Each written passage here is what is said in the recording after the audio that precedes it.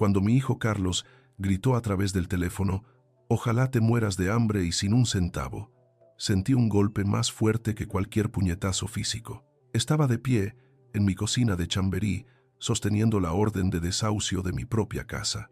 Las piernas me temblaron tanto que caí de rodillas al suelo frío, incapaz de respirar, mientras el dolor me oprimía el pecho. Creían que por tener 74 años me rendiría, pero en ese suelo helado decidí que nadie, ni siquiera mi propia sangre, me robaría la dignidad. Suscríbete ahora y activa la campana para descubrir cómo logré defenderme. Esta es una historia real y dolorosa, pero necesaria para proteger tu patrimonio y tu familia. Te pido que te quedes hasta el final, porque la lección que aprendí podría ser tu salvación. A veces me despierto por la mañana, con la luz gris entrando por la persiana a medio bajar, y durante unos segundos, solo unos segundos, creo que ella todavía está aquí. Estiro la mano hacia el otro lado de la cama, esperando encontrar el calor de su espalda, el ritmo suave de su respiración, pero mis dedos solo tocan la sábana fría y estirada. Entonces la realidad me golpea de nuevo, con el mismo peso brutal del primer día. Carmen se ha ido, y lo que es peor, lo que me quema el estómago cada vez que abro los ojos, es saber que lo que construimos juntos, cada ladrillo de esta vida nuestra, está siendo desmantelado por la persona que ella más amó. Para entender por qué firmé esos malditos papeles, tienes que entender quiénes éramos. No éramos gente de dinero, de esa que hereda fortunas o tiene apellidos compuestos. Éramos gente de trabajo. Carmen y yo nos conocimos detrás del mostrador de una ferretería en Cuatro Caminos, cuando Madrid todavía olía a carbón y a tabaco negro. Yo cargaba sacos de cemento, y ella llevaba las cuentas con una letra redonda y perfecta que todavía puedo ver si cierro los ojos. Trabajamos hombro con hombro durante 40 años. 40 años de levantarse a las 6 de la mañana, de almorzar de pie en la trastienda, de contar cada peseta primero y cada euro después.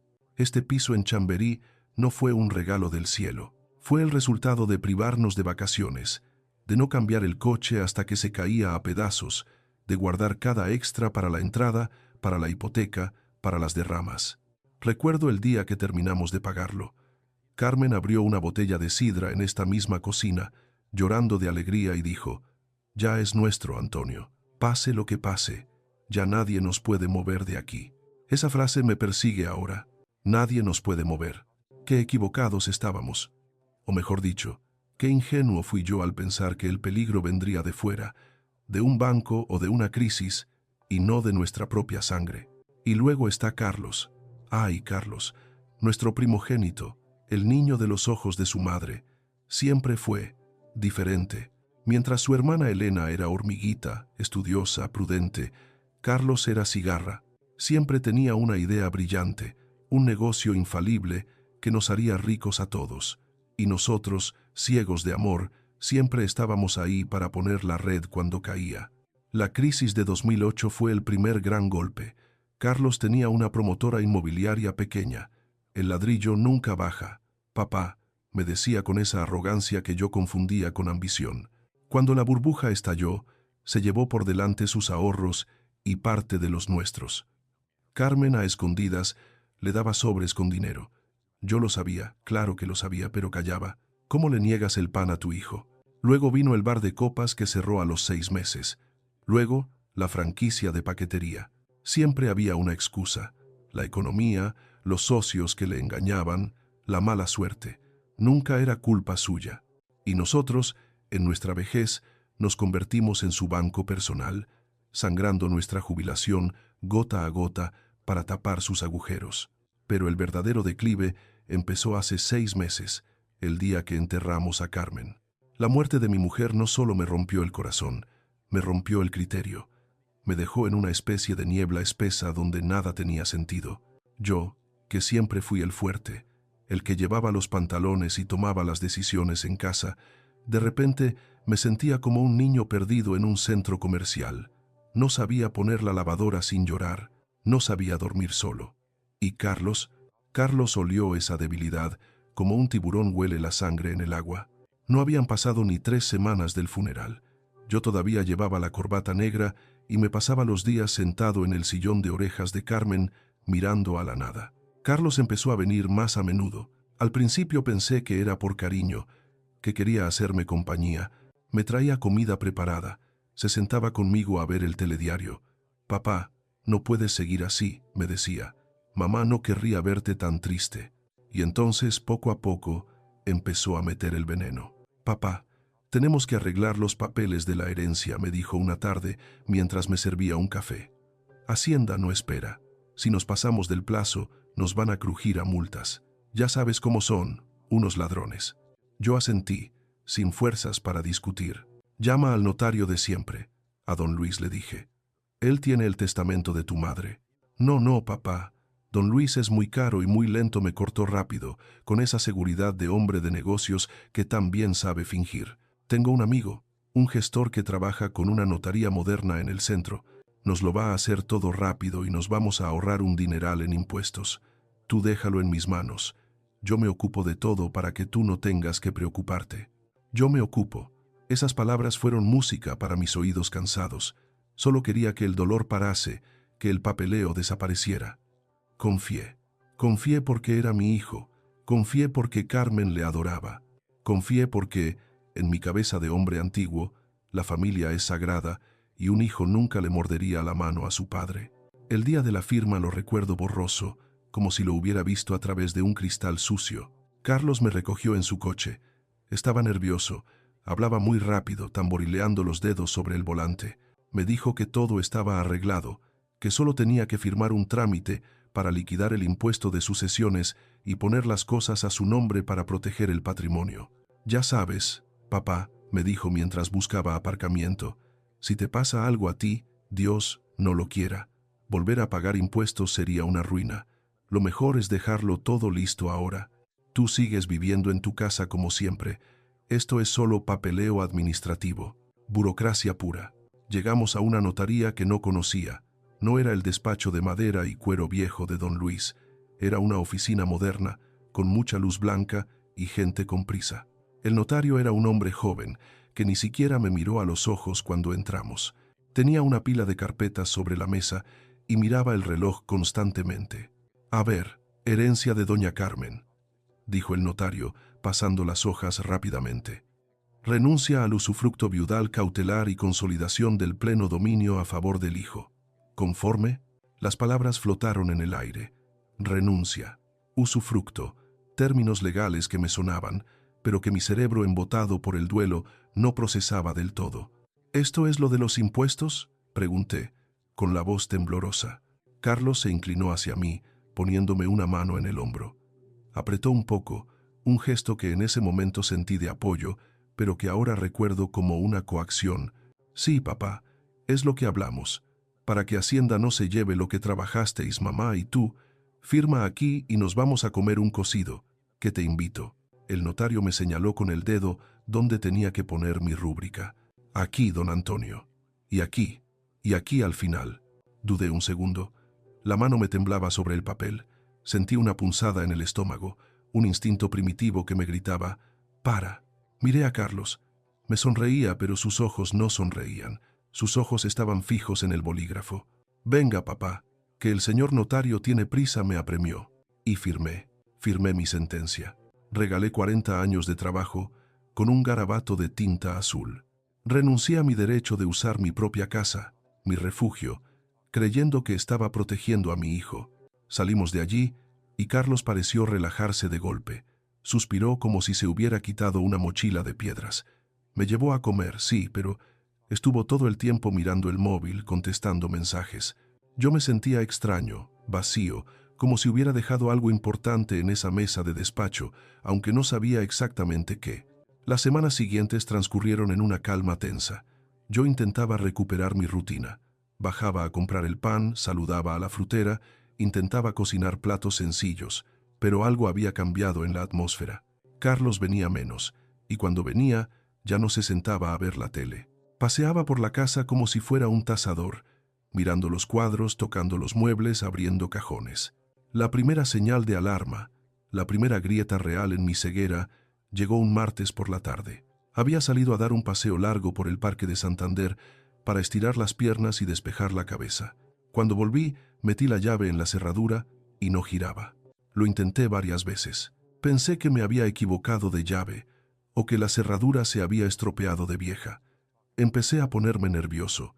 Entonces la puerta se abrió desde dentro. Era Carlos. «¿Carlos?», pregunté, sorprendido. «¿Qué haces aquí? No me abre la llave». «Ah, sí, papá», dijo con una naturalidad que me heló la sangre. «He cambiado el bombín esta mañana. Se me olvidó decírtelo». «¿Que has cambiado el bombín? ¿Por qué?» «Por seguridad, papá. El barrio está fatal. Han robado en el segundo hace 2 días. No me fiaba de esa cerradura vieja. Toma, aquí tienes la copia nueva». Me dio una llave brillante, moderna. La cogí, pero me quedé mirando la puerta. Esa cerradura vieja la había puesto yo mismo hacía 20 años. Era una fichet de seguridad. No había ninguna necesidad de cambiarla sin consultarme. Pero, de nuevo, justifiqué a mi hijo. Lo hace por mi bien, pensé. Se preocupa porque estoy solo. Me tragué la incomodidad, ese nudo en la garganta que empezaba a ser permanente. Entré en casa y fui directo al salón. Me detuve en seco. El hueco. Había un hueco enorme junto a la ventana. «¿Dónde está el secreter de mamá?», pregunté, sintiendo que me faltaba el aire. Era un mueble precioso, de caoba, herencia de la abuela de Carmen. Allí guardaba ella sus cartas, sus rosarios, sus recuerdos más íntimos. Carlos salió de la cocina comiéndose una manzana, como si nada. «El trasto ese. Lo he bajado al punto limpio, papá. Estaba lleno de carcoma. Además, ocupaba mucho sitio, y tú necesitas espacio para moverte, que el otro día casi te tropiezas con la alfombra». «¿Al punto limpio?». Mi voz salió como un susurro estrangulado. «¿Has tirado el mueble de tu madre sin preguntarme?». «Papá, no te pongas dramático. Era madera vieja. Vamos a poner aquí una tele más grande, de esas planas, para que veas bien el fútbol. Te estoy modernizando el piso. Deberías estarme agradecido». Madera vieja. Así llamaba a los recuerdos de 3 generaciones. Me senté en el sofá, temblando. No por la carcoma, que no existía, sino por la frialdad, por la falta de respeto absoluta, pero todavía no quería ver la verdad completa. Me aferraba a la idea de que era torpeza, falta de tacto, no maldad. Los jóvenes son así, prácticos, me dije. No tienen apego a las cosas. Pero la realidad, cuando decide mostrarse, no tiene piedad. Fue 3 días después. Llegó la factura de la luz, esa que siempre teníamos domiciliada. Fui al banco, a la sucursal de mi barrio, la de toda la vida, para comprobar que había saldo suficiente. Teníamos una cuenta conjunta, Carmen y yo, donde estaban los ahorros de toda una vida. El dinero de la venta del pueblo, la indemnización de cuando me jubilé, los ahorros de por si acaso, un colchón de seguridad que nos daba paz para dormir por las noches. Cerca de 80.000 euros. Me atendió Laura, la chica de la caja que me conoce desde hace años. Cuando le di mi libreta para actualizarla, vi que su expresión cambiaba. Frunció el ceño, tecleó algo en el ordenador, volvió a mirar la libreta. Levantó la vista y me miró con una mezcla de lástima y preocupación que me hizo sentir muy pequeño. «Antonio», dijo en voz baja, «¿ha hecho usted alguna transferencia grande recientemente?». «No, hija, yo no he tocado nada, solo los recibos de la casa». Laura tragó saliva, giró la pantalla del ordenador hacia mí, aunque sabía que yo no entendía mucho de esas cosas. «Es que la cuenta está casi a cero, Antonio. Quedan 140 euros. El mundo se detuvo. El ruido de la oficina, el teléfono sonando, el aire acondicionado, todo desapareció. Solo quedó un pitido agudo en mis oídos. «¿Cómo?», balbuceé. «Eso es imposible. Tiene que haber un error. Ahí estaba el dinero de la jubilación. Constan varias transferencias realizadas por banca online en las últimas 2 semanas», me explicó Laura, con suavidad. «Transferencias al señor Carlos Martínez. Como él estaba autorizado en la cuenta desde que su mujer enfermó». Me agarré al mostrador porque sentía que me caía. Las piernas, esas que habían cargado sacos de cemento durante décadas, no me sostenían. «Carlos. Autorizado». Lo pusimos de autorizado cuando a Carmen le diagnosticaron el cáncer, por si pasaba algo urgente y yo no podía ir al banco. «Por seguridad», dijimos entonces. «Por si acaso». «¿Todo?», pregunté, con lágrimas en los ojos. «¿Se lo ha llevado todo?». «Casi todo, Antonio. Lo siento mucho». Salí del banco como un sonámbulo. El sol de Madrid brillaba con fuerza, pero yo sentía un frío mortal en los huesos. Caminé hasta casa arrastrando los pies, chocándome con la gente, sin ver nada. Mi mente repasaba cada momento de las últimas semanas. La prisa en la notaría, la cerradura cambiada, el mueble de Carmen en la basura. Las piezas del puzzle encajaban por fin, formando una imagen monstruosa. No era protección, no era modernización, no era torpeza, era un saqueo. Llegué a mi portal y miré hacia arriba, hacia el balcón del tercero. Mi casa, nuestra casa. Y por primera vez en mi vida sentí miedo de entrar. No miedo a la soledad ni a los fantasmas, miedo a mi propio hijo. Miedo a descubrir qué más me había quitado mientras yo estaba ocupado llorando a su madre. Subí en el ascensor sintiendo cómo la ira empezaba a reemplazar al dolor. Una ira caliente, lenta, que me subía desde el estómago. Abrí la puerta con esa llave nueva y brillante que no sentía mía y entré en el silencio del pasillo. Pero esta vez, el silencio no era de duelo. Era el silencio de una escena del crimen, y yo era la víctima que acababa de despertar. Me pasé 3 horas sentado en la cocina, con la libreta del banco abierta sobre la mesa de hule, mirando esa cifra ridícula. 140 euros. Era todo lo que quedaba de 40 años de madrugones, de horas extra, de no irnos de vacaciones para ahorrar por si venían mal dadas. Pues bien, habían venido, y el ladrón tenía las llaves de mi casa. Cuando oí la llave girar en la cerradura, esa llave nueva y brillante que no era la mía, sentí una mezcla de náuseas y fuego en el estómago. Carlos entró silbando, con esa despreocupación que ahora me parecía obscena. Traía una bolsa de deporte y ni siquiera me miró al entrar. Fue directo a la nevera, como si nada hubiera pasado. Carlos, dije. Mi voz sonó extraña, ronca, como si saliera de un pozo. Él se giró, con una lata de cerveza en la mano. Hola, papá. No te había visto ahí a oscuras. ¿Qué haces que no enciendes la luz? Pareces un fantasma. Me levanté despacio, apoyándome en la mesa porque las piernas me fallaban, pero no de miedo, sino de una rabia que no sabía cómo contener. Le lancé la libreta de ahorros sobre la encimera. Aterrizó abierta, mostrando el desastre. ¿Dónde está el dinero?, pregunté. Carlos bebió un trago largo, con una calma exasperante, antes de mirar la libreta. ¿Qué dinero? Los 80.000 euros, Carlos. Los ahorros de tu madre. El dinero para mi vejez. Laura, la del banco, me ha dicho que lo has transferido todo. Todo.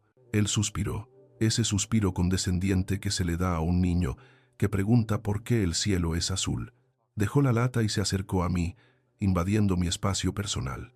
Papá, por favor, no empieces con tus dramas. No me lo he llevado. Lo he movido. Es gestión de patrimonio. ¿Tú qué sabes de inversiones? Tener ese dinero ahí parado en una cuenta corriente es de paletos. Se lo estaba comiendo la inflación. Lo he puesto en un fondo garantizado para que te rentúe. Mientes, dije, y la palabra salió disparada como una bala. Mientes, Carlos. Laura me dijo que fueron transferencias a tu cuenta personal. Devuélvemelo. Ahora mismo. La cara de mi hijo cambió. La máscara de ejecutivo financiero cayó y dejó ver algo más duro, más feo. Mira, papá, estás muy mayor. Desde que murió mamá no riges bien. Se te olvidan las cosas, te obsesionas con tonterías. Lo hago por tu bien, para que nadie te engañe. ¿Te crees que eres capaz de gestionar ese dinero tú solo? Si no sabes ni usar el cajero automático. ¡Es mi dinero! ¡Y era de tu madre!, grité, golpeando la mesa. Era, gritó él también, perdiendo la compostura. Era. Mamá está muerta, papá. Supéralo ya. Y tú estás senil. Si te dejo el dinero, te lo gastarías en cualquier estupidez o vendría cualquier listo a timarte. Yo soy tu hijo. Yo sé lo que te conviene. Lo que me conviene es que no me roben, repliqué, temblando. Voy a ir a la policía. Carlos soltó una carcajada seca, sin alegría. ¿A la policía? ¿A denunciar a tu propio hijo por administrar tu dinero? Adelante, papá. Ve. A ver qué les cuentas. Que estás viejo, que firmaste los papeles voluntariamente. Porque los firmaste, ¿te acuerdas? Me diste poderes. Todo es legal. Si vas a la comisaría, lo único que vas a conseguir es que llamen a servicios sociales para decir que el abuelo está perdiendo la cabeza. Quieres acabar en un asilo, porque ese es el camino más rápido. La palabra asilo flotó en el aire como una amenaza física. Me quedé mudo. Él vio mi miedo y sonrió, recuperando el control. Venga, relájate. No te va a faltar de nada. Yo te iré dando para tus gastos, para el pan y el tabaco. No necesitas más. Se fue al salón y encendió la televisión, subiendo el volumen. Me quedé solo en la cocina, humillado, sintiéndome más pequeño que nunca. Estás mayor, no riges. Esas palabras se clavaban más hondo que el robo. Me hacían dudar de mí mismo. ¿Y si tenía razón?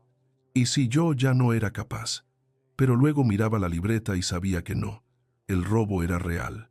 La maldad era real. Esa noche no dormí. Me encerré en mi cuarto con el pestillo echado, escuchando cómo Carlos se movía por la casa, cómo hablaba por teléfono a gritos, riéndose.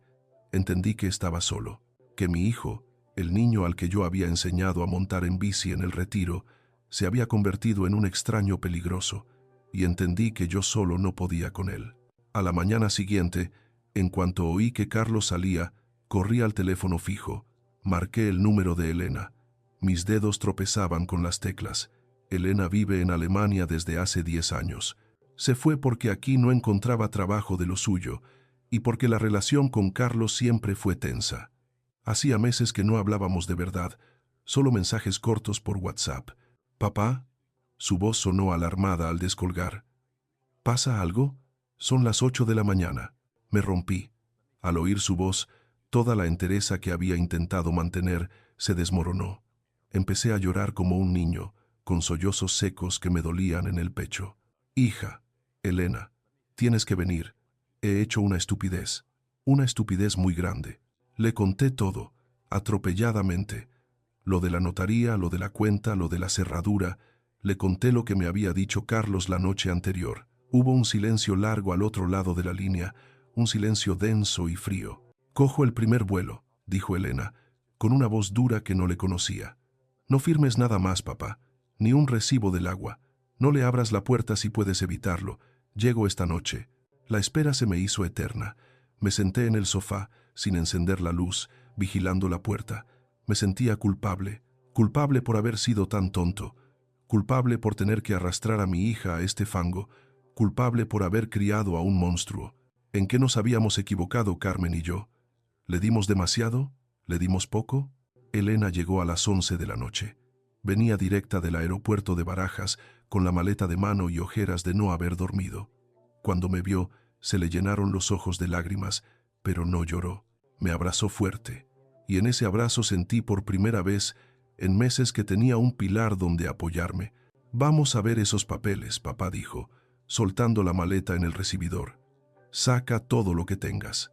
Nos sentamos en la mesa del comedor. Yo había guardado la copia simple de la escritura que me dieron en la notaría en el cajón de las facturas. Elena la leyó despacio. Vi cómo su cara pasaba de la concentración a la incredulidad y luego a la furia absoluta. Se le pusieron las mejillas rojas. «Papá», susurró, levantando la vista del papel. «Esto no es una gestión de impuestos, ¿no?» «No. Aquí dice que le donas la nuda propiedad y el usufructo. Le has dado la propiedad plena, papá. El piso es suyo. Tuyo no es nada. Ni siquiera te has reservado el derecho a vivir aquí. Legalmente. Legalmente, estás aquí porque él quiere». Sentí que el suelo se abría bajo mis pies. Pero él me dijo, el notario dijo, era para Hacienda. «Te han engañado, papá, te han estafado, y ha sido tu propio hijo». En ese momento, la puerta de la calle se abrió. Carlos entró, tarareando. Se detuvo en seco al ver la maleta en la entrada y luego a nosotros en el salón. Su expresión cambió instantáneamente al ver a Elena. No hubo saludo de hermano, ni alegría. Solo una mueca de fastidio. «Vaya, vaya. La alemana ha vuelto», dijo, tirando las llaves sobre el mueble de la entrada. «¿A qué debemos el honor? ¿Has venido a por tu parte? Porque llegas tarde, guapa. Aquí ya no hay nada que repartir». Elena se levantó despacio. Es más bajita que él, pero en ese momento parecía medir 3 metros. «Eres un miserable, Carlos. ¿Cómo has podido hacerle esto a papá? ¿Aprovechar que mamá acaba de morir para robarle su casa?» Carlos se rió y fue a la cocina a por una cerveza. Nos hablaba desde allí, gritando para que le oyéramos. «¿Robar? Yo no he robado nada. Papá me lo ha dado, voluntariamente, porque sabe que yo soy el único que se ha quedado aquí cuidándole mientras tú te ibas a vivir la vida loca a Berlín. Yo soy el que le lleva al médico, el que le hace la compra. Me merezco este piso. Tú no le cuidas, gritó Elena, yendo tras él a la cocina. Tú le estás saqueando. Le has vaciado la cuenta, Carlos. 80.000 euros. Eso es delito. Es apropiación indebida. Y lo del piso es una estafa. Vamos a ir a un abogado y vamos a anular esa donación. Carlos salió de la cocina, encarando a su hermana. Se puso muy cerca de ella, intimidante. Tú no vas a anular nada. Está todo firmado ante notario. Es mío, el piso es mío, el dinero es mío. Y si no os gusta, ahí tenéis la puerta. Miré a mi hijo y no le reconocí. Sus ojos estaban inyectados en sangre, quizás había bebido o quizás era la adrenalina de la codicia. Esta es mi casa, Carlos, dije, levantándome también, aunque me temblaban las rodillas. Yo la pagué, ladrillo a ladrillo. Tú no has puesto un euro aquí. Carlos se giró hacia mí con una frialdad que me heló la sangre. Te equivocas, Antonio. Ya no me llamaba papá. En el registro de la propiedad pone que es mía. Tú vives aquí de prestado. De hecho, hizo una pausa teatral, mirando a su alrededor. Ahora que lo pienso, necesito el piso vacío. Tengo pensado venderlo o alquilarlo. Necesito liquidez para un negocio. Así que ya os estáis yendo. ¿Qué? Elena le miró horrorizada. ¿Vas a echar a tu padre a la calle? No es mi padre ahora mismo. Es un ocupa en mi propiedad, y tú también. Os doy. Miró su reloj, un reloj caro que seguro había comprado con mi dinero. Os doy una semana. Si el viernes que viene no os habéis ido, llamo a la policía y digo que habéis entrado a la fuerza. No tienes vergüenza, le gritó Elena. Tengo deudas, hermanita, muchas deudas, y este piso vale $500,000 de euros. Haz las cuentas. O se vende el piso o me parten las piernas a mí, y prefiero que el viejo se vaya a una residencia a que me maten a mí. Es supervivencia. Se fue a su antigua habitación y dio un portazo.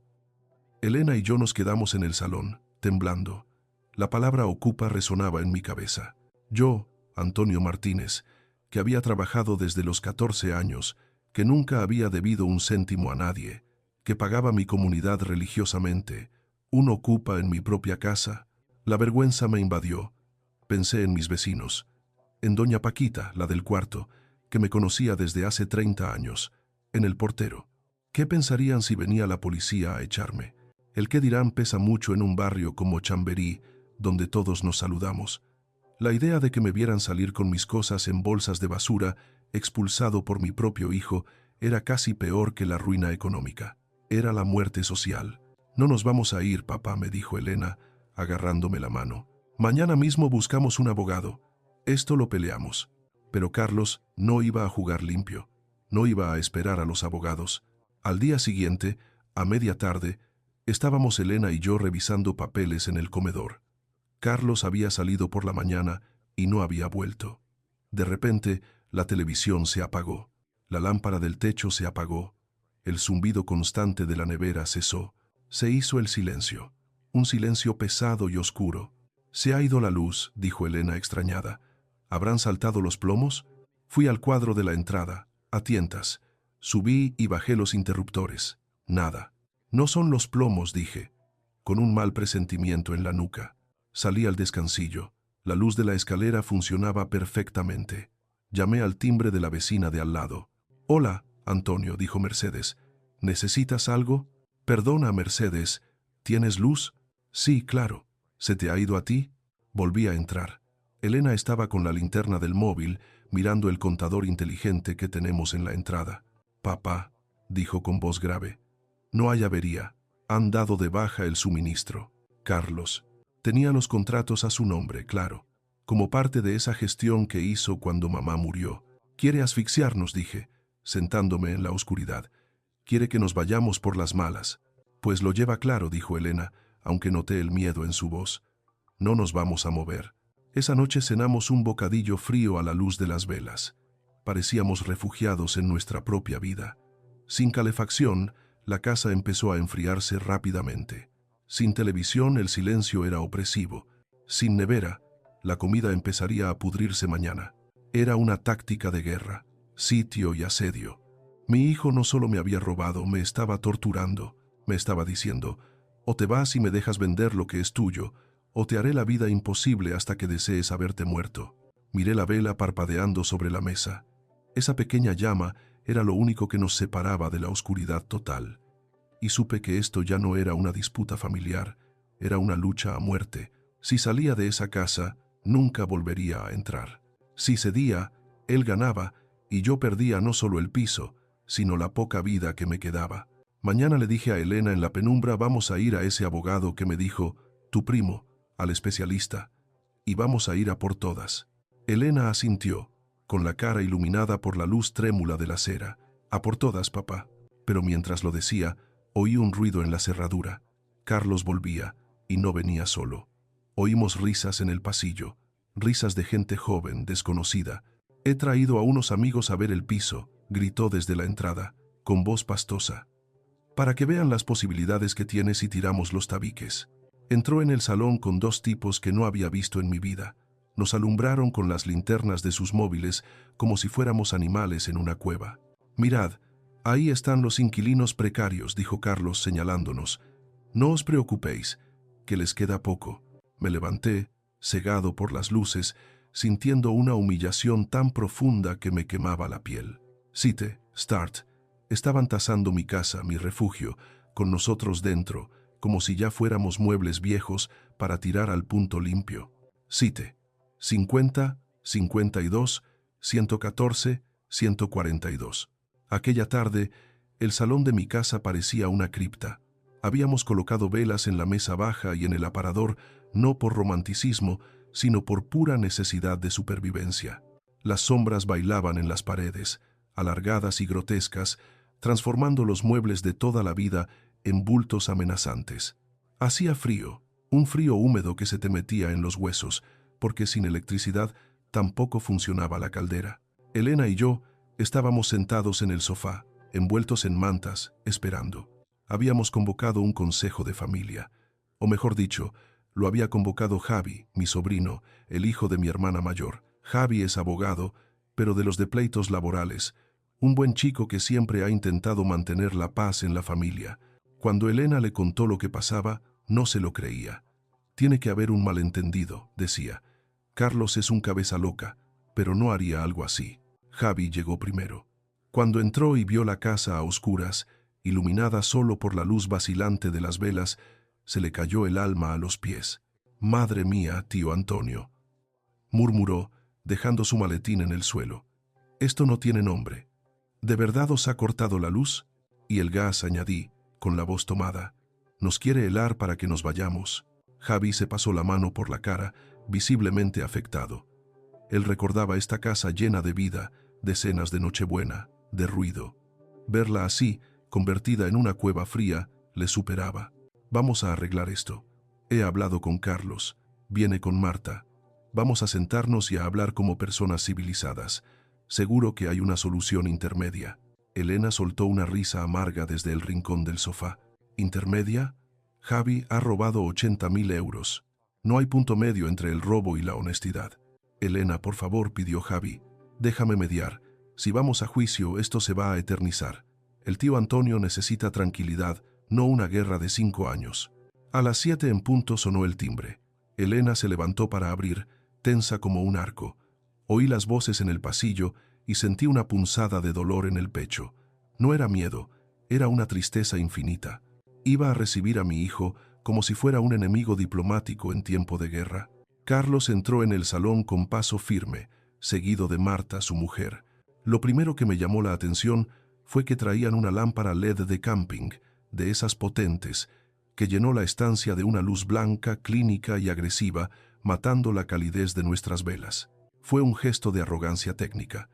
Ellos traían la luz porque ellos controlaban el interruptor. Marta, mi nuera, a la que siempre traté como a una hija, ni siquiera me miró a la cara.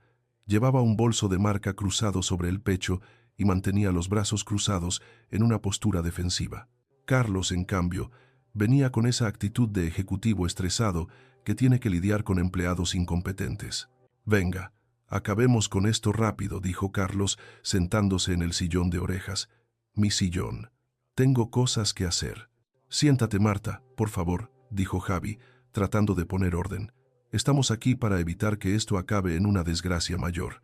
La desgracia es tener que ver a mi suegro viviendo así por pura cabezonería, dijo Marta, rompiendo su silencio con un tono agrio. Si se hubiera ido a la residencia como le dijimos, estaría caliente y bien atendido. Esto es un espectáculo lamentable que estáis montando para dar pena. Elena saltó como un resorte. ¿Pena? ¿Nosotros? Le habéis cortado la luz a un hombre de 74 años. Sois unos monstruos. ¡Basta!, gritó Javi, levantando las manos. Insultos no. Vamos a los hechos. Carlos, tu padre y tu hermana dicen que te has apropiado del dinero de la cuenta y que engañaste al tío Antonio para que te donara el piso. ¿Qué tienes que decir? Carlos se recostó en el sillón, cruzando las piernas. Digo que es mentira. El dinero se invirtió para protegerlo, como ya expliqué, y el piso me lo dio papá porque sabe que soy el único que se preocupa por el patrimonio familiar. Elena lleva 10 años en Alemania, desentendida de todo. Ahora vuelve porque huele herencia, pero llega tarde. Carlos, intervine yo, con voz suave. Todos callaron. No mientas más, hijo. No delante de Javi, no delante de mí. Sé lo de las deudas. Carlos se tensó. Marta le miró de reojo, un gesto rápido de nerviosismo. ¿Qué deudas?, preguntó Carlos, haciéndose el ofendido. Si te refieres a la hipoteca de mi casa. Me refiero al juego, Carlos, dijo Elena, sacando un sobre de debajo de la manta. Lo tiró sobre la mesa. He estado investigando. Tienes reclamaciones de 2 casas de apuestas online y un crédito rápido de esos de usura que pediste hace 3 meses. Debes más de 40.000 euros solo en eso. Y quién sabe cuánto más en negocios turbios. El silencio que siguió fue denso. La luz blanca de la lámpara LED iluminaba el rostro de mi hijo, que había palidecido. Marta se mordía el labio, mirando al suelo. Ahí estaba la verdad. No era gestión, no era inversión, no era proteger el patrimonio. Era desesperación. Mi hijo era un ludópata y un manirroto que había cavado un agujero tan hondo que necesitaba tirarme a mí dentro para poder salir él. Eso es privado, masculló Carlos, perdiendo su compostura de hombre de negocios. Mis finanzas son cosa mía.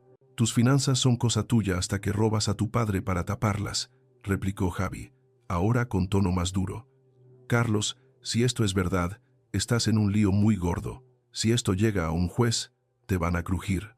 Apropiación indebida con abuso de confianza y parentesco. Es cárcel. Marta intervino entonces, con la voz temblorosa pero venenosa. No es robo. Antonio se lo dio. Y lo del juego.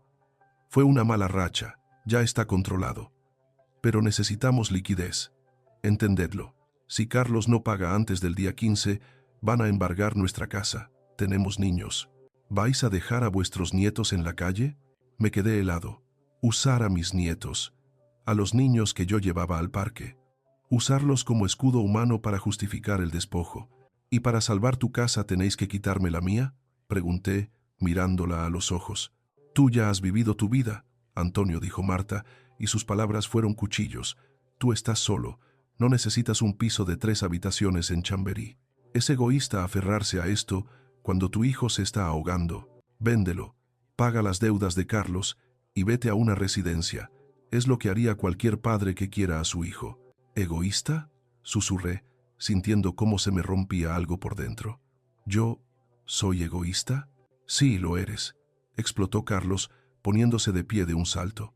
Empezó a caminar por la habitación, agitado, con la sombra proyectándose gigante en el techo. Siempre ha sido todo para Elena. Elena la lista, Elena la estudiosa. A ella le pagasteis la carrera, los másters, los viajes. A mí nada. A ti te hemos pagado 3 negocios que hundiste, le recordé, con dolor. A ti te hemos salvado el cuello 1000 veces. Migajas, gritó él. Siempre me habéis mirado como al tonto, al fracasado. Pues ahora el tonto tiene el piso. Ahora el tonto manda. Y se acabó la charla. Sacó un papel doblado del bolsillo interior de su chaqueta y lo plantó sobre la mesa, delante de mí. Firma esto. Miré el papel. Javi se inclinó para leerlo también.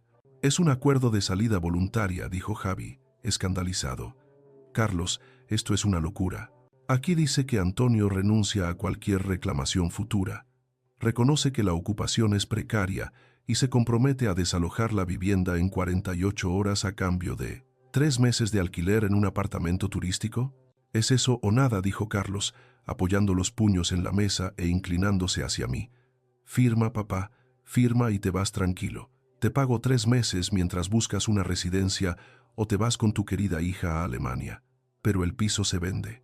Ya tengo un inversor interesado que viene la semana que viene». Levanté la vista y miré a mi hijo.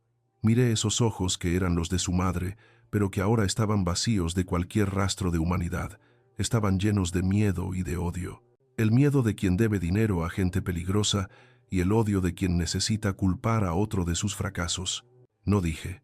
Fue una palabra corta, suave, pero en ese salón silencioso sonó como un disparo. Carlos parpadeó. «¿Cómo? Que no voy a firmar. Esta es mi casa.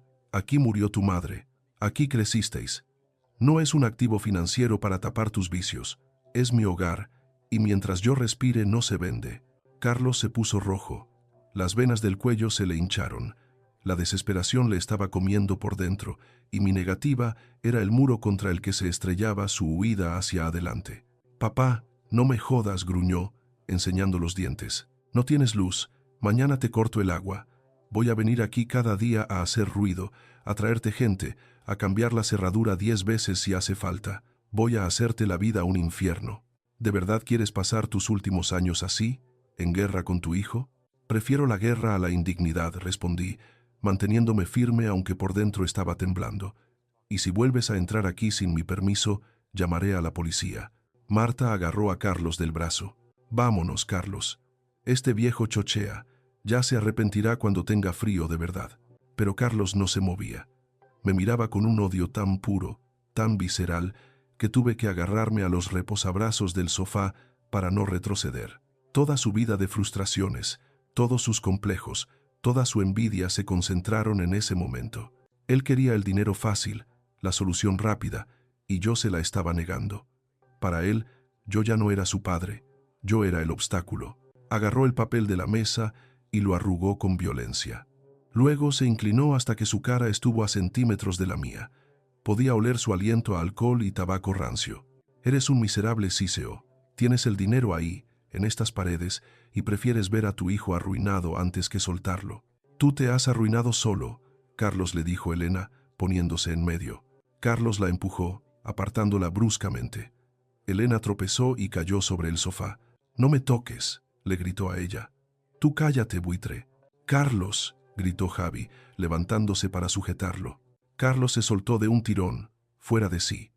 Se giró hacia mí una última vez, con los ojos desorbitados, llenos de lágrimas de rabia infantil y maldad adulta. Y entonces lo soltó.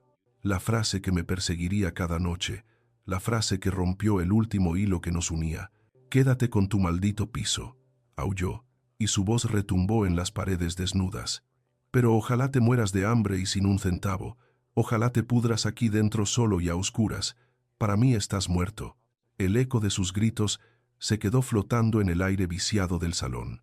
Hubo un segundo de silencio absoluto, donde solo se oía la respiración agitada de todos. Marta le tiró de la manga, asustada por la violencia de su marido. «Vámonos, Carlos, vámonos ya». Carlos cogió la lámpara LED de la mesa con un gesto brusco, dejándonos de nuevo en la penumbra de las velas. «Si no os vais en una semana», dijo desde la puerta, con voz más baja pero más peligrosa, «vendré y os sacaré a arrastras. Y no vendré solo». El portazo hizo temblar los cristales de la vitrina. Luego se oyó el ruido de la cerradura al echar la llave por fuera, encerrándonos. Nos quedamos en silencio. Javi se dejó caer en una silla, con las manos en la cabeza. «Lo siento, tío Antonio, lo siento muchísimo. No sabía que estaba tan mal». Elena se levantó y vino a abrazarme. Estaba llorando. Yo le acaricié el pelo mecánicamente, pero yo no lloraba. Algo había cambiado dentro de mí en esos últimos 5 minutos. Mientras escuchaba los gritos de mi hijo, deseándome la muerte por hambre, algo se había secado en mi corazón. Esa parte de mí que todavía buscaba excusas, que pensaba en el pobre Carlos, que se sentía culpable por no haberle ayudado más. Esa parte había muerto. Carlos tenía razón en una cosa. Para él, yo estaba muerto. Pero para mí, el hijo que yo crié también había muerto esa noche. Lo que había salido por esa puerta no era mi hijo, era un desconocido desesperado y peligroso. Era mi verdugo. Miré a Javi a través de la luz de las velas. Javi, dije, y mi voz sonó firme, sorprendiéndome a mí mismo. Gracias por intentar mediar, pero esto se ha acabado. Tío, podemos intentar. No le corté. No hay nada que intentar. Mañana no quiero mediaciones. Mañana quiero a ese abogado que dijiste, al especialista, al tiburón. ¿El de sucesiones?, preguntó Javi, mirándome con preocupación. Es muy agresivo, tío. Si vamos con él, es para ir a degüello. Querella criminal, demanda civil. Eso destruirá a Carlos. Me levanté del sofá. Sentía frío, sí, y tenía hambre, y estaba a oscuras, pero por primera vez en 6 meses tenía la mente clara. Miré la foto de Carmen que había sobre el aparador, iluminada por una vela pequeña. Pensé en lo que ella diría si viera cómo su hijo nos trataba. Ella no lo permitiría. Ella lucharía. Carlos ha elegido su camino, dije, sintiendo el peso de cada palabra. Él ha decidido que yo soy su enemigo.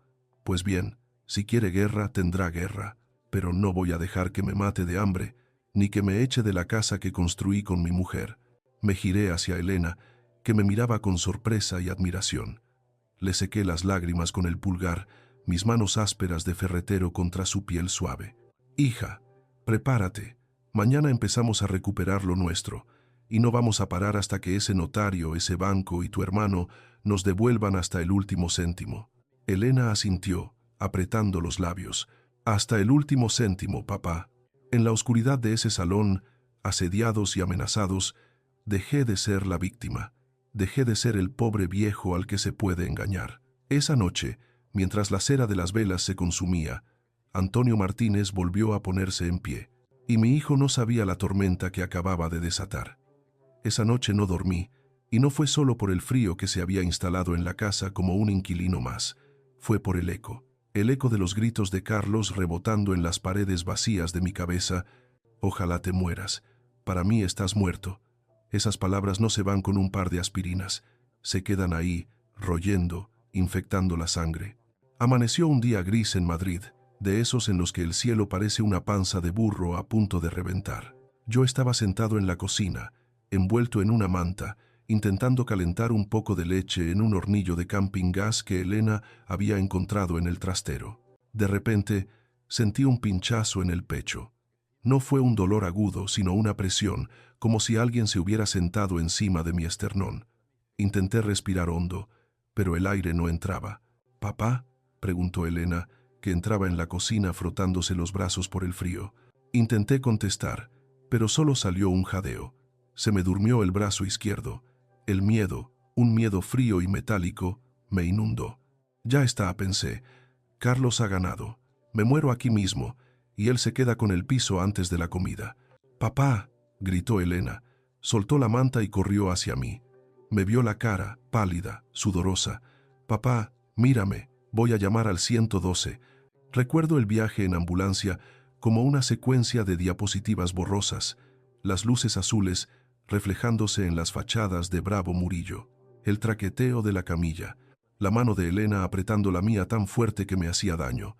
Pero no me quejé porque ese dolor era lo único que me ataba a la tierra. Llegamos a urgencias del Clínico San Carlos. El caos habitual, gente tosiendo, megafonía, enfermeras corriendo. Me metieron en un box, me conectaron cables, me pusieron oxígeno. Yo cerré los ojos y esperé el final. Pensé en Carmen. «Voy contigo, mi vida», le dije mentalmente. «Espérame, que ya voy». Pero no me morí. Al cabo de 1 hora, un médico joven, con cara de cansancio infinito, abrió la cortina. Don Antonio dijo, mirando unos papeles: «Su corazón está bien. Físicamente, es usted un roble para su edad». «¿Entonces?», preguntó Elena con los ojos hinchados. «Es un ataque de ansiedad severo, una crisis hipertensiva provocada por estrés agudo». El médico me miró por encima de las gafas. «Antonio, tiene el cortisol por las nubes. ¿Ha pasado algo grave recientemente? ¿Algún disgusto?». Me eché a llorar. Allí, delante de ese desconocido, con la bata de hospital abierta por detrás, me rompí. No pude contenerme. Le conté, entre sollozos, que mi hijo me había cortado la luz, que me quería echar de mi casa, que me había deseado la muerte. El médico dejó de escribir. Se hizo un silencio incómodo en el box. Me miró no como doctor, sino como hombre. Puso una mano en mi brazo. «No es el primero que veo así, Antonio», dijo con suavidad. «Y por desgracia, no será el último. Descanse un rato. Le vamos a dar un tranquilizante, y cuando salga de aquí, cuídese usted, porque nadie más lo va a hacer». Esa frase se me quedó grabada. Nadie más lo va a hacer. Toqué fondo en esa camilla. Me vi a mí mismo, un viejo asustado, dependiente, llorando por las esquinas mientras su verdugo dormía caliente en su cama. Sentí vergüenza, una vergüenza profunda, no por lo que me hacían, sino por haberlo permitido, por haber puesto la otra mejilla tantas veces que ya no me quedaba cara. Salimos del hospital a mediodía. El aire frío de la calle me despejó la mente. Elena me ayudó a subir al taxi. «No vamos a casa, papá», me dijo. «¿A dónde vamos?» «Al despacho de don Ricardo, el abogado que recomendó Javi. Ya he llamado. Nos ha hecho un hueco de urgencia al saber lo del hospital». La oficina estaba en la Castellana, cerca de Plaza Castilla. Nada que ver con la notaría moderna y aséptica donde firmé mi sentencia. Este era un despacho antiguo, con olor a madera, a libros viejos y a tabaco de pipa, aunque ya no se fumaba. Don Ricardo nos esperaba de pie. Era un hombre de unos 60 años, bajito, calvo, con una mirada que te escaneaba el alma. No sonreía. Nos sentamos. Elena le explicó todo. Le enseñó la escritura de donación, los extractos bancarios con las transferencias de los 80.000 euros y la notificación de corte de suministro. Don Ricardo escuchaba en silencio, tomando notas con una pluma estilográfica. No hacía gestos de sorpresa. Asentía, grave. Cuando Elena terminó, don Ricardo dejó la pluma y se quitó las gafas. Se frotó el puente de la nariz. «Antonio», dijo, y su voz era profunda, cavernosa. «Voy a ser muy claro con usted. No me gustan los paños calientes. Está usted en una situación crítica». Tragué saliva. «Lo sé». «No, no lo sabe. Si no hacemos nada, en un mes su hijo habrá vendido el piso a un fondo buitre o a un inversor particular y usted se verá en la calle con una mano delante y otra detrás. Legalmente, ahora mismo, él es el propietario». Sentí que me faltaba el aire otra vez, pero don Ricardo levantó una mano.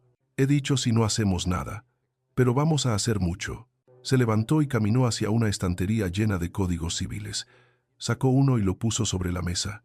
«En España, Antonio, la ley protege a la familia, a veces incluso en exceso, pero también protege la voluntad real de las personas. Lo que usted firmó es una donación pura y simple. Pero para que un contrato sea válido, el consentimiento debe ser libre y consciente». Abrió el libro. «Usted firmó bajo la creencia errónea de que estaba gestionando impuestos. Eso se llama vicio en el consentimiento por dolo. Dolo es una palabra antigua para decir engaño, trampa. Su hijo le indujo a error deliberadamente, aprovechándose de su estado de duelo para conseguir un beneficio ilícito». «Pero, ¿cómo lo demostramos?», pregunté. «Yo firmé. Mi firma está ahí. Tenemos los informes médicos». De hoy intervino Elena. «¿Y los de mamá?». «Papá estaba en tratamiento por depresión reactiva cuando murió mamá. No estaba en condiciones de tomar decisiones financieras complejas». «Exacto», dijo don Ricardo. «Y hay algo más. Algo que los notarios con prisas a veces olvidan explicar bien a las personas mayores: la legítima y el precinto usufructo viudal». Me miró fijamente. «Antonio, por ley, por el mero hecho de haber estado casado con Carmen, usted tiene derecho al usufructo del tercio de mejora. Es decir, tiene derecho a usar y disfrutar de una parte de la herencia de su mujer de por vida. Es un derecho irrenunciable salvo que se haga de forma muy específica y compensada. En esa escritura, usted renuncia a todo gratuitamente. ¿Por qué alguien en su sano juicio regalaría su casa y sus derechos a cambio de nada, quedándose en la indigencia? Ningún juez se va a creer que esa era su voluntad real». Resumiendo, siguió el abogado, empezando a caminar por el despacho, «vamos a atacar por dos frentes. Por la vía civil, pediremos la nulidad de la donación, por causa de ingratitud y vicio en el consentimiento. El Código Civil permite revocar una donación si el donatario comete delitos contra el honor o la persona del donante. y cortarle la luz a su padre anciano y desearle la muerte. Créame, encaja perfectamente en la definición de ingratitud y maltrato. ¿Y el dinero?, preguntó Elena. ¿Los 80.000 euros? La cara de don Ricardo se endureció. Eso es lo más feo. Eso es una querella criminal, apropiación indebida y administración desleal. Él tenía autorización en la cuenta para ayudar, no para vaciarla en beneficio propio. Al transferir el dinero a su cuenta personal sin justificación, ha cometido un delito, penado con cárcel. La palabra cárcel cayó sobre la mesa como una losa de plomo. Me hundí en la silla. Cárcel, susurré. Don Ricardo, es mi hijo. Yo no quiero que vaya a la cárcel. Solo quiero mi casa.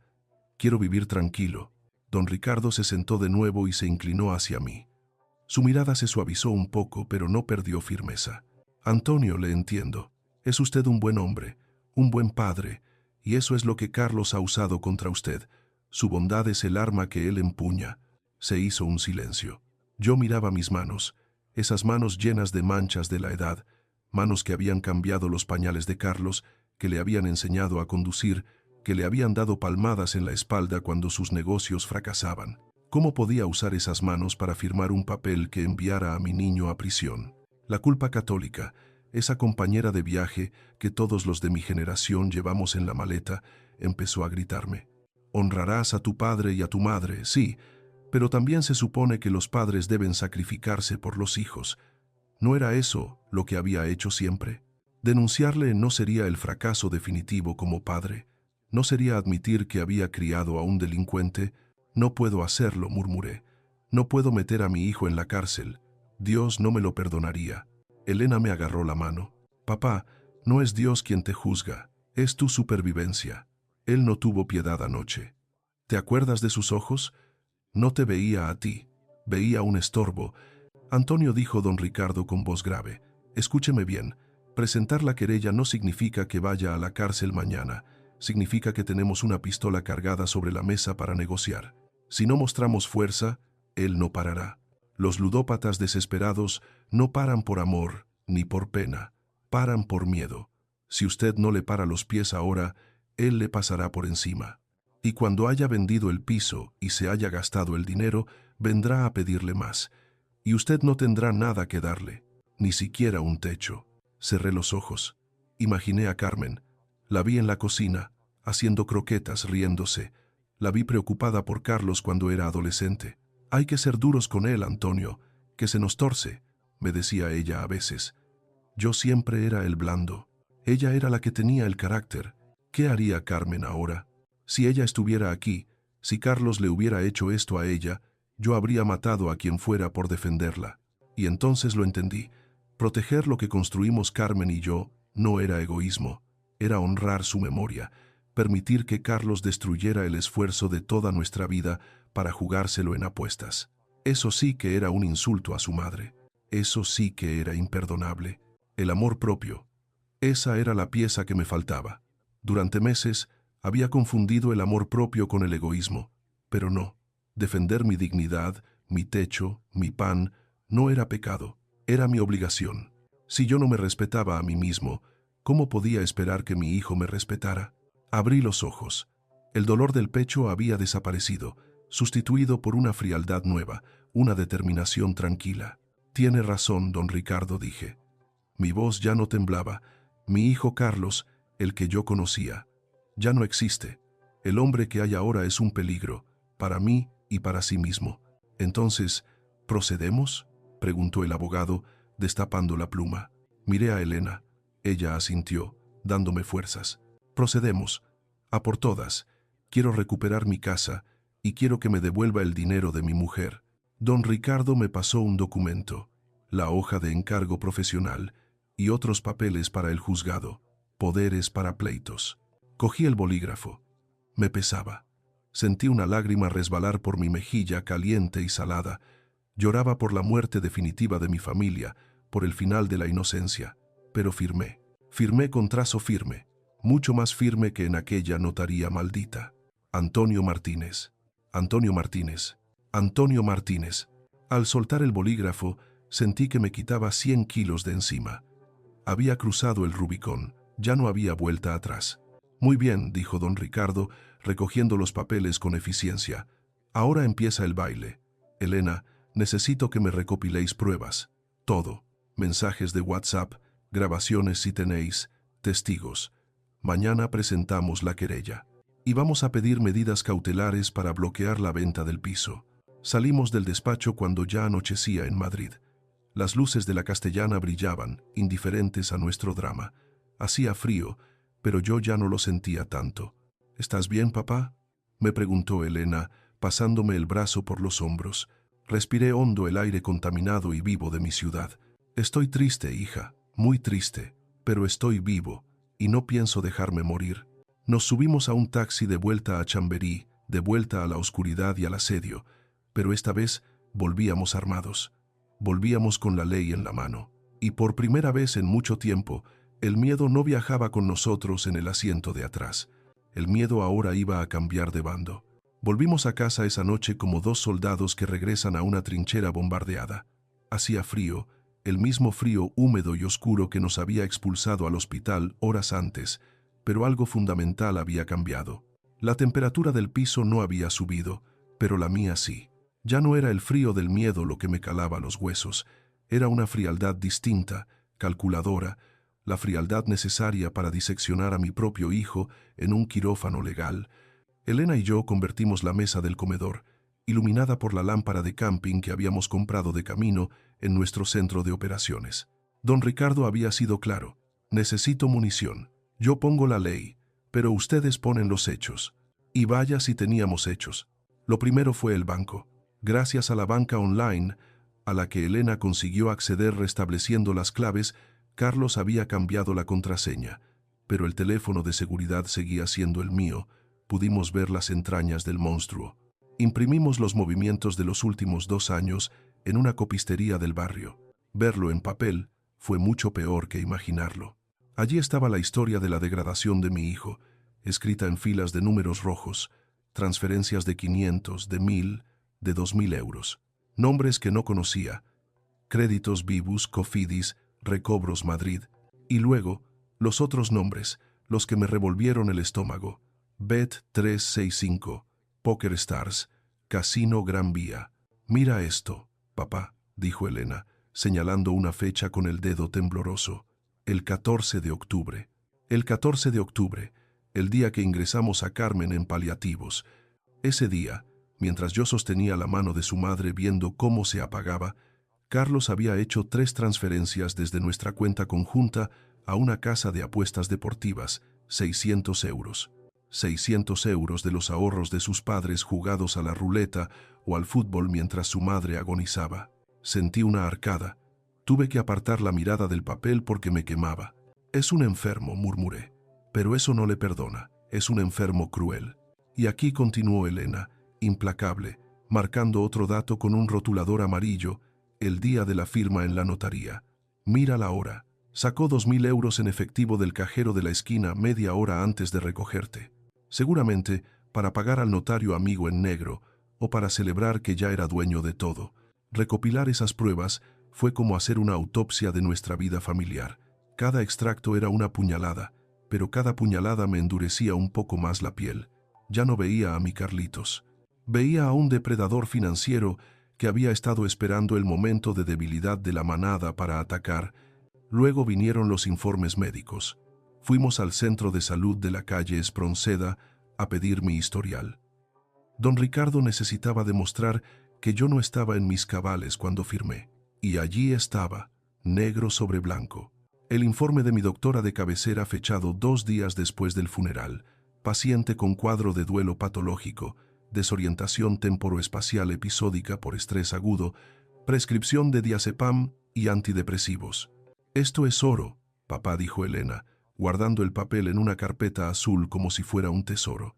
Esto demuestra que tu consentimiento estaba viciado. Un hombre medicado y en shock no puede regalar su casa. Ningún juez va a validar esa firma. Pero lo más difícil no fueron los papeles. Lo más difícil fue vencer la vergüenza, el qué dirán del que Carlos se había aprovechado. Para ganar, tenía que desnudar mi desgracia ante el barrio. Tenía que admitir ante mis vecinos que mi hijo me maltrataba. Bajé al cuarto derecha. Doña Paquita, 80 años, viuda de militar, la cotilla oficial del edificio, pero una mujer de ley. Cuando me abrió la puerta y me vio, con el abrigo puesto dentro del edificio y cara de no haber dormido, se llevó las manos a la boca. Antonio, ¿pero qué te pasa? ¿Es verdad lo que dicen de que no tenéis luz? Tragué saliva, hice de tripas corazón, y hablé. Es verdad, Paquita, Carlos me la ha cortado, quiere echarme de casa. Le conté lo justo, que me había engañado con los papeles, que quería vender el piso. No le conté lo del juego por un resto de pudor, pero sí lo de la cerradura. Necesito saber si usted vio algo, le pedí. El abogado dice que los testigos son importantes. Paquita se enderezó. La indignación le borró las arrugas de golpe. ¿Que si vi algo? Claro que vi algo. Vi a ese sinvergüenza venir con un cerrajero hace 2 semanas. Le pregunté, ¿y tu padre? Y me dijo, mi padre está perdiendo la cabeza, Paquita. Esto es por su seguridad, que pierde las llaves. Será mentiroso. Y el otro día oí los gritos, Antonio. Oí lo que te dijo. Ojalá te mueras. Lo oímos todos en el patio interior. Me agarró las manos. Cuenta conmigo, Antonio. Iré donde haga falta. Al juzgado o al infierno. A una persona mayor no se le hace eso, y menos un hijo. Salí de casa de Paquita con algo que no esperaba. Dignidad. Pensé que sentiría humillación, pero sentí respaldo. El barrio, mi Chamberí, no me juzgaba a mí. Juzgaba al verdugo. Carlos había calculado mal. Pensaba que el silencio de las víctimas era eterno, pero el silencio se había roto. Durante los 3 días siguientes, Elena y yo establecimos una rutina de resistencia. Compramos garrafas de agua, comíamos bocadillos y ensaladas, nos acostábamos temprano para no gastar pilas de las linternas. Ignorábamos el timbre cuando sabíamos que era él, porque Carlos vino. Vaya si vino. Vino el jueves por la mañana, aporreando la puerta. «Abrid, sé que estáis ahí, ratas», gritaba. Yo estaba sentado en el sillón, con la grabadora del móvil activada, tal y como me había enseñado Elena. Mi corazón latía rápido, sí, pero ya no me temblaban las manos. Miraba la puerta vibrar con cada golpe y pensaba, golpea, golpea más fuerte. Cada golpe es una prueba más para la orden de alejamiento. Voy a traer a unos rumanos para que os saquen, amenazó a través de la madera. Se os acaba el tiempo, mañana es viernes, mañana se vende. No contestamos. El silencio es un arma poderosa cuando el otro busca provocación. Al no recibir respuesta, se fue, insultando escalera abajo. Esa tarde, don Ricardo nos llamó. Ya está, Antonio. La querella criminal por estafa, apropiación indebida y coacciones ha sido admitida a trámite en el juzgado de instrucción de Plaza Castilla y la demanda civil también. He solicitado medidas cautelarísimas. ¿Qué significa eso?, pregunté. Significa que he pedido al juez que bloquee preventivamente cualquier venta del inmueble.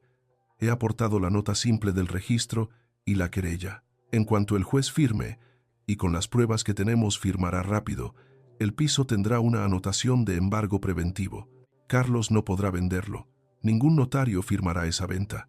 Y si lo intenta, estará cometiendo alzamiento de bienes. Respiré. El aire entró en mis pulmones, limpio por primera vez en semanas. ¿Y ahora qué? Ahora hay que notificárselo. El juzgado tardará unos días en enviarle la citación oficial, pero yo he preparado un requerimiento notarial urgente con copia de la querella sellada. Quiero que sepa que el proceso ha empezado. Quiero que sepa que si sigue adelante con el acoso, va directo a prisión provisional. ¿Se lo mando por burofax?, no dijo don Ricardo. Quiero que sea inmediato. Él va a ir mañana, ¿verdad? Dijo que el viernes era el límite. Sí, dijo que vendría a echarnos. Pues espérele. Y cuando venga, no le abra con miedo. Ábrale con esto. Me mandó el documento por correo electrónico. Elena bajó a imprimirlo a la copistería. Eran 15 páginas densas, llenas de términos legales, selladas por el Juzgado Decano de Madrid, querella criminal. Las letras mayúsculas imponían respeto. Llegó el viernes, el día de... Nos levantamos temprano. Me afeité con agua fría. Me puse mi mejor camisa, la que usaba para los domingos, y una chaqueta de punto. No iba a recibir a mi hijo en pijama y derrotado. Iba a recibirlo de pie. A las 10 de la mañana oímos el ascensor. Luego, pasos pesados en el descansillo y voces. No venía solo. Es aquí. La cerradura es nueva, pero tengo que cambiarla otra vez porque los ocupantes la han bloqueado por dentro, oí que decía Carlos. Oye, Carlos, yo no quiero líos, dijo otra voz, más grave. Me dijiste que el piso estaba vacío, y lo va a estar. Son dos viejos y una loca. Tú ten preparada la pasta. El inversor había traído al comprador para cerrar el trato o para enseñarle la mercancía final. Carlos estaba tan desesperado por sus deudas que estaba intentando vender la piel del oso antes de cazarlo. Golpearon la puerta. Un golpe seco, autoritario. «Antonio, Elena», gritó Carlos. «Abrid ahora mismo. Vengo con el propietario nuevo y un cerrajero. Si no abrís, taladramos el bombín y entramos. Tenéis 5 minutos». Elena me miró desde el pasillo. Estaba pálida, pero asintió. Tenía el móvil grabando en la mano. Yo cogí la carpeta con la querella. Sentí el peso del papel. Pesaba más que un ladrillo, más que un saco de cemento. Pesaba justicia. Caminé hacia la puerta. No quité la cadena de seguridad todavía. Abrí el pestillo. «¿Quién es?», pregunté con voz fuerte y clara. «Soy yo, desgraciado», bramó Carlos. «Abre». Abrí la puerta solo lo que permitía la cadena. Vi la cara de Carlos, roja de ira, sudorosa. Detrás de él había un hombre con traje gris y maletín, el inversor, y otro con mono de trabajo y un taladro, el cerrajero. «Hola», Carlos, dije. «Quita la cadena», gritó, intentando meter la mano. «Se acabó el juego. Fuera de mi casa». El hombre del traje gris miró la escena con incomodidad. «Oye, esto no es lo que hablamos. Aquí vive gente». «Son ocupas», chilló Carlos. «Es mi padre, pero está senil. No tiene derecho a estar aquí». Miré a mi hijo a los ojos. Ya no vi al niño, vi al monstruo. Y por fin el miedo desapareció del todo. Solo quedó el asco y una determinación fría. «Nadie va a entrar aquí», Carlos, dije. «Voy a tirar la puerta abajo». «No, no lo vas a hacer, porque si tocas esa puerta, la policía te detiene». Carlos se rió, una risa histérica. «¿La policía? Llama a quien quieras. El piso es mío». Metí la mano por la rendija de la puerta y le extendí el taco de papeles. «Toma». Carlos se quedó perplejo. Miró los papeles, pero no los cogió. «¿Qué es esto? ¿Una carta de amor?» «Cógelo», ordené. Fue una orden de padre, de las que no admiten réplica. Carlos arrancó los papeles de mi mano con un gesto violento. «¿Qué mierda es esta?» Vi cómo sus ojos escaneaban la primera página. Vi el momento exacto en que leyó «Juzgado de instrucción». Vi cómo sus pupilas se dilataban al leer «Querella criminal por estafa y apropiación indebida». Vi cómo se le iba el color de la cara al llegar a la línea que decía «Solicitud de prisión provisional y embargo de bienes». El silencio que cayó en el descansillo fue absoluto. El hombre del traje se acercó y miró por encima del hombro de Carlos. «¿Querella criminal?», preguntó el inversor. «¿El piso tiene una anotación de embargo preventivo?». Carlos temblaba. El papel le temblaba en las manos. Esto es mentira. Es un papel mojado. Mi padre está loco».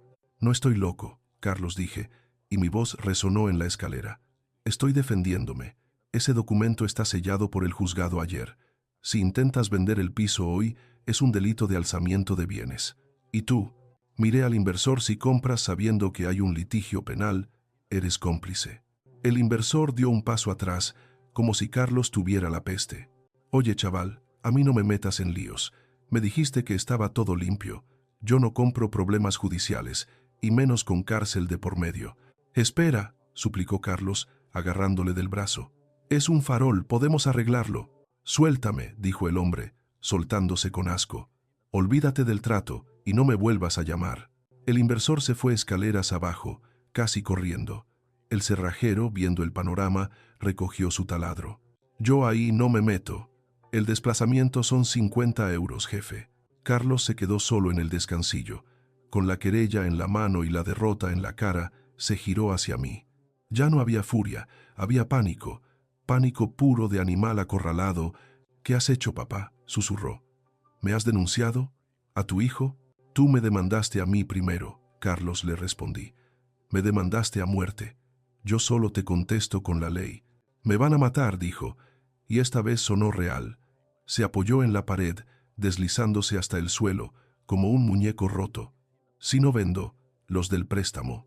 Me van a matar. Por un segundo, una milésima de segundo, sentí lástima.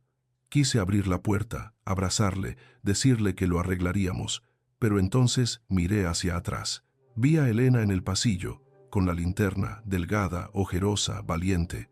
Miré mi casa a oscuras. Recordé el muérete de hambre. Endurecí el corazón. No podía salvarle. Si le salvaba ahora, nos hundíamos los dos. Él había elegido su destino cuando decidió robar a su madre muerta. «Tienes 45 años», Carlos le dije a través de la rendija. «Búscate la vida, pero en mi vida y en mi casa ya no mandas tú». Cerré la puerta, eché la cadena y me di la vuelta. Elena bajó el móvil y me miró. «¿Se ha ido?». Todavía no dije, oyendo sus sollozos al otro lado de la madera. «Pero se irá. Ya no tiene nada que hacer aquí. El miedo ha cambiado de bando, hija. Ahora el miedo lo tiene él». Nos abrazamos en la oscuridad del recibidor. No habíamos ganado la guerra todavía. Quedaba el juicio, quedaban meses duros. Pero habíamos ganado la batalla más importante, la del respeto. Carlos ya sabía que su padre no era una víctima propiciatoria. Su padre era un muro, y contra los muros, los cobardes se rompen la cabeza.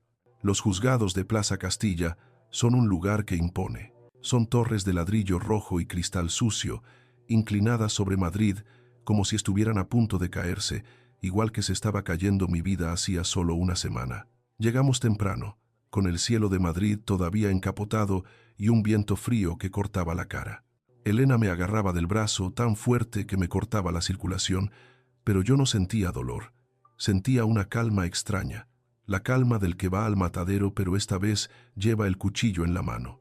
Don Ricardo nos esperaba en la puerta, impecable con su abrigo largo de lana y un maletín de piel que parecía pesar 1 tonelada. «Buenos días, Antonio». «¿Listo?».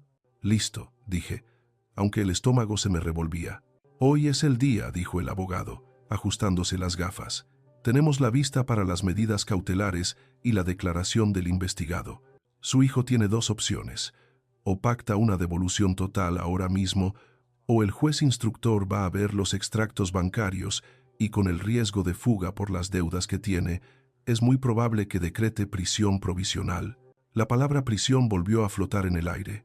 Miré hacia la entrada del metro, por donde salía un río de gente apresurada, y allí lo vi. Carlos. Casi no lo reconozco. Llevaba el mismo traje que el día que vino a echarme de casa, pero ahora le quedaba grande. Estaba sin afeitar, con la piel grisácea y los ojos hundidos en unas ojeras moradas que le llegaban a los pículos. No caminaba con la arrogancia de antes. Caminaba arrastrando los pies, mirando a los lados como un animal asustado.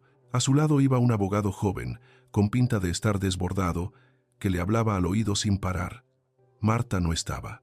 Seguramente, al ver que el barco se hundía, había decidido no mancharse los zapatos. Nos cruzamos en el control de seguridad. Carlos levantó la vista y me vio. Por un segundo, vi un destello de súplica en sus ojos. Quiso decir algo, abrió la boca, pero yo desvié la mirada. No podía mirarle. Si le miraba vería al niño que se raspaba las rodillas jugando al fútbol, y hoy no necesitaba al niño. Hoy necesitaba ver al estafador que me había deseado la muerte. Subimos a la planta correspondiente. Los pasillos de los juzgados de Madrid huelen a cera vieja, a café de máquina y a miedo. Nos sentamos en un banco de madera, bajo unos fluorescentes que parpadeaban. Enfrente, Carlos se sentó con su abogado. Le temblaba la pierna derecha sin parar. Tac, tac, tac. El sonido era enloquecedor. Antonio Martínez y Carlos Martínez llamó un funcionario desde la puerta. Entramos. La sala era pequeña, agobiante, llena de legajos atados con cuerdas. Detrás de una mesa elevada, una jueza de unos 50 años, con cara de pocos amigos y el pelo recogido en un moño severo, revisaba unos papeles. «Siéntense», ordenó sin levantar la vista. La vista comenzó. Don Ricardo fue una apisonadora. Con voz tranquila pero letal, expuso los hechos. Habló del duelo patológico, de la confianza depositada, de la mentira en la notaría. Pero cuando llegó a la parte económica, la jueza levantó la cabeza. «Un momento», letrado, interrumpió la jueza. «¿Me está diciendo que el investigado transfirió 80.000 euros de la cuenta de sus padres a una cuenta de juego online mientras su madre estaba en cuidados paliativos?» «Así es, señoría». Aquí están los extractos certificados y aquí las reclamaciones de deuda de las casas de apuestas. La jueza cogió los papeles, se ajustó las gafas y leyó en silencio. El único sonido en la sala era la respiración agitada de Carlos. La jueza pasó una hoja, pasó otra. Su expresión pasó de la indiferencia al asco. Miró a Carlos. «Señor Martínez», dijo la jueza, con una voz que helaba la sangre. «¿Tiene usted alguna explicación para esto? ¿Por qué vació la cuenta de su padre dejándole con 140 euros? Carlos intentó hablar. Era una inversión. Mi padre sabía. «No me mienta», le cortó la jueza, dando un golpe en la mesa. «Tengo aquí un informe médico que dice que su padre estaba medicado y en shock. Y tengo aquí movimientos a Casino Gran Vía a las 3 de la mañana. ¿Eso es una inversión? ¿Jugar a la ruleta con el dinero de la jubilación de sus padres?» Carlos se encogió en la silla. Parecía un niño pequeño regañado por la maestra, pero sin la inocencia de la niñez. «Tengo un problema», susurró, rompiéndose. «Tengo deudas. Me iban a matar. Necesitaba liquidez. Y para salvarse usted, decidió sacrificar a su padre», concluyó la jueza con frialdad. «Y no contento con robarle, le engañó para que le donara el piso y luego le cortó la luz para echarle. Eso es un delito de coacciones, además de la estafa y la apropiación indebida agravada por parentesco». La jueza se giró hacia el abogado de Carlos. «Letrado, vista la gravedad de los hechos, el riesgo de reiteración delictiva y la alarma social, estoy considerando muy seriamente la petición de la acusación particular de prisión provisional sin fianza. Este señor es un peligro para el patrimonio y la integridad de su padre». El abogado de Carlos palideció, se inclinó hacia su cliente y cuchicheó frenéticamente. «Carlos, te van a meter dentro. Ahora mismo. Tienes que pactar, lo que sea». Vi cómo el miedo real, el terror a la cárcel, descomponía la cara de mi hijo. Empezó a llorar. No eran lágrimas de arrepentimiento, lo supe enseguida. Eran lágrimas de cobarde. Lloraba porque le habían pillado. Lloraba porque se le acababan las huidas. «No quiero ir a la cárcel», gimoteó. «Por favor, papá. Papá, diles que no». Me miró. Esa mirada, la misma mirada que ponía cuando rompía un jarrón de pequeño. «Papá, arréglalo». Siempre lo había arreglado yo. Siempre había sacado la cartera o había dado la cara por él. Mi instinto se despertó, queriendo protegerle.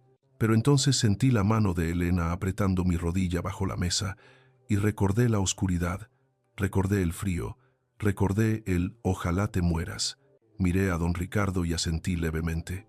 Don Ricardo se levantó. «Señoría, mi cliente no busca venganza, busca justicia y seguridad. Estamos dispuestos a retirar la petición de prisión y a solicitar una suspensión de la pena si se llega a un acuerdo de conformidad inmediato que garantice la restitución total de los bienes». La jueza miró el reloj. «Tienen 20 minutos de receso. Si no hay acuerdo, dicto auto de prisión». Salimos al pasillo. El abogado de Carlos nos abordó, sudando. «Firmamos lo que queráis, pero que no entre». Don Ricardo sacó un documento que ya tenía preparado. Era un tiburón previsor. «Las condiciones son innegociables», dijo mi abogado. 1. Carlos reconoce la nulidad de la donación por causa de ingratitud y vicio en el consentimiento. El piso vuelve a ser propiedad plena de Antonio hoy mismo. 2. Se establece una orden de alejamiento de 500 metros y prohibición de comunicación por 5 años. 3. Reconoce la deuda de los 80,000 euros y se establece un plan de pagos, aunque sabemos que es insolvente, pero la deuda queda registrada judicialmente de por vida. «¿Y la herencia futura?», preguntó el abogado de Carlos. Don Ricardo me miró. Yo tomé la palabra por primera vez. 4, dije, mirando a Carlos, que estaba apoyado en la pared, llorando con las manos en la cara. «Te desheredo». Carlos levantó la cabeza. «¿Qué?». «Lo que oyes, según el artículo 853 del Código Civil. Por maltrato psicológico y maltrato de obra. Te quito la legítima. No vas a ver un euro más de mí cuando yo me muera, ni el tercio de mejora, ni el de libre disposición, ni nada. Solo te queda la legítima estricta, y si pudiera quitártela también, lo haría. Pero la ley es la ley. Todo lo demás será para tu hermana y tus sobrinos». Papá intentó acercarse. «¡Atrás!», le grité. y mi voz resonó en el pasillo. No me llames papá. Un padre no deja que su hijo muera de hambre. Tú quisiste matarme en vida, pues ahora asume las consecuencias. Carlos miró a su abogado. El abogado asintió. No tenían salida. ¿Era eso o Soto del Real? Firmo, dijo Carlos, con la voz rota. Volvimos a entrar. La jueza leyó el acuerdo. Asintió, satisfecha por no tener que redactar el auto de prisión. Señor Carlos Martínez, ¿ratifica usted este acuerdo libremente y con conocimiento de sus consecuencias penales si lo incumple? Sí, dijo él, mirando al suelo. Bien. Se dicta sentencia de conformidad. Se anula la escritura de donación número tal. Se restituye la propiedad al señor Antonio Martínez. Se dicta orden de alejamiento. Las palabras legales fluían, monótonas, pero para mí eran música. Cada frase era un ladrillo de mi casa que volvía a su sitio. Cada frase era un trozo de mi dignidad que recuperaba. Cuando terminó la vista, salimos al pasillo. Don Ricardo me dio una palmada en la espalda. Enhorabuena, Antonio. Ha sido una victoria total. Mañana mismo llevo esto al registro de la propiedad para borrar su nombre. La casa es suya otra vez. Yo asentí, agotado. Me sentía vacío. Había ganado, sí, tenía mi casa, tenía mi seguridad, pero había perdido algo que no se recupera en los juzgados. Carlos salió el último, pasó a nuestro lado. Por la orden de alejamiento no podía acercarse, pero se detuvo a 3 metros. Me miró, ya no había odio en sus ojos, solo una inmensa derrota y quizás la comprensión tardía de lo que había hecho. Metió la mano en el bolsillo y sacó un llavero. Las llaves de mi casa. Esas llaves nuevas que él había cambiado. Las dejó sobre un banco del pasillo porque no podía dármelas en mano. Adiós, Antonio dijo. No dijo papá. Se dio la media vuelta y caminó hacia la salida, solo, sin dinero, sin casa, sin familia. Iba hacia un futuro negro de deudas y soledad, un futuro que él mismo se había labrado a pulso. Vi su espalda encorvada, tan parecida a la mía, y tuve que morderme el labio para no gritar su nombre. Pero no lo hice. Me mantuve firme. Elena fue al banco y cogió las llaves. Vino hacia mí y me las puso en la palma de la mano. El metal estaba frío, pero al cerrar el puño sobre ellas sentí un calor que me subió por el brazo hasta el corazón. Eran mis llaves, era mi vida, era mi libertad. ¿Nos vamos a casa, papá?, preguntó Elena, cogiéndome del brazo. Miré las llaves una última vez. Sí, hija, nos vamos a casa, a nuestra casa. Salimos de los juzgados. El sol había conseguido romper las nubes y brillaba sobre las torres Kío. Madrid seguía siendo ruidosa y caótica, pero el aire me pareció más dulce. Me dolía el alma, sí, el dolor de perder a un hijo. No se va nunca. Es una amputación sin anestesia. Pero al tocar esas llaves en mi bolsillo, supe que sobreviviría. Había entrado en ese edificio siendo una víctima, un viejo estafado. Salía siendo el dueño de mi destino. La justicia no cura el corazón, eso lo sabía bien, pero te devuelve el suelo bajo los pies, y con suelo firme, uno puede volver a caminar. Elena, dije mientras bajábamos las escaleras hacia la plaza, llama a un cerrajero. Quiero cambiar el bombín antes de comer. Quiero que mi llave sea la única que abra esa puerta. Hecho, papá. Caminamos hacia la parada de taxis. No miré atrás. No miré hacia donde se había ido Carlos. Mi camino iba en otra dirección. Iba hacia Chamberí, hacia mi salón, hacia la foto de Carmen. Iba a encender la luz, esa luz que él me había cortado, y no pensaba volver a dejar que nadie me dejara a oscuras. Nunca más. Han pasado 2 años desde aquella mañana fría en los juzgados de Plaza Castilla. Hoy, mientras me tomo el café en mi cocina, el sol entra por la ventana y, lo más importante, la luz se enciende cuando toco el interruptor. Sigo viviendo en mi piso de Chamberí, mi refugio, rodeado de los recuerdos de Carmen. Elena sigue en Alemania, pero hablamos por videollamada todas las noches. Ella se encargó de blindar mis cuentas y de que nunca más me falte de nada. Al final, la distancia física no importa cuando hay cercanía en el corazón. De Carlos no he vuelto a saber nada. La orden de alejamiento funciona y, sinceramente, creo que la vergüenza le mantiene lejos. ¿Sí me duele? Claro que me duele. Es un dolor sordo, crónico, como la artrosis en los días de lluvia. Pero prefiero este dolor limpio, el dolor de la ausencia, al dolor sucio de la traición y el miedo. Ahora duermo tranquilo, sin escuchar pasos en el pasillo, sabiendo que la llave que cierra mi puerta es solo mía. La lección que me llevo a la tumba es dura. El amor de padre tiene límites. No podemos dejar que el cariño nos ciegue ante la maldad, aunque venga de nuestra propia sangre. En España, la ley protege a los mayores, pero tenemos que ser valientes para usarla. El usufructo vitalicio es sagrado, es el techo sobre tu cabeza. Nunca renuncies a él por una promesa de ahorro fiscal. Si yo no hubiera reaccionado, hoy estaría en la calle. Quiero decirte algo mirándote a los ojos. No estás solo. Si tu instinto te dice que algo va mal, escúchalo. No firmes nada sin tu propio abogado. No el gestor de tu hijo, no el notario con prisas. Tu abogado. Tu seguridad vale más que cualquier herencia. Si mi historia te ha removido algo por dentro, si conoces a alguien que está cediendo ante la presión de sus hijos, por favor, comparte esto. Mándalo al grupo de WhatsApp de la familia. A veces, escuchar la verdad de otro es el empujón que necesitamos para salvarnos. Dale like si crees en la dignidad de nuestros mayores y suscríbete, porque seguiremos contando las historias que nadie se atreve a contar. Prevenir es mejor que llorar.